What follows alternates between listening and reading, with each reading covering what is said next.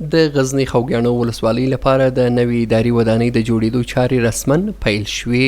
د مسؤلینو په وینا دغه ودانۍ د 19 میلیونه افغانیو په ارزښت په 3 پوړونو کې جوړیږي چې 24 اداري خونې به ولري چې بودجې د کورنیو چارو وزارت له لوري ورکول کیږي او له جوړېدو سره به یې د ولسوالۍ لپاره اداري اسانتیاوي برابرې شي. دوی زیاتوي چې دغه ودانۍ به په 9 میاشتو کې بشپړه شي او شاوخوا 24 تنو ته به د کار زمینه هم برابر شي. در گذشته تعمیر مشخص ولسوالی تعمیر معیاری نداشت که مشکلات مراجعین و مسئولین محلی حل شود.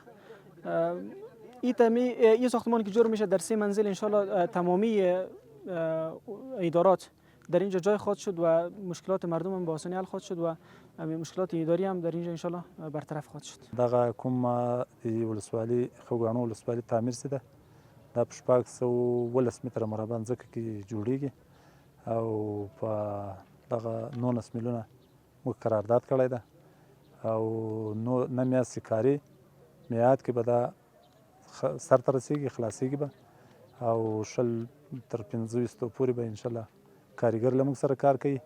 د خوګياڼو ولسوالۍ یو شمېر اوسیدونکي هم د ودانۍ د کار د پیل هرکلی کوي.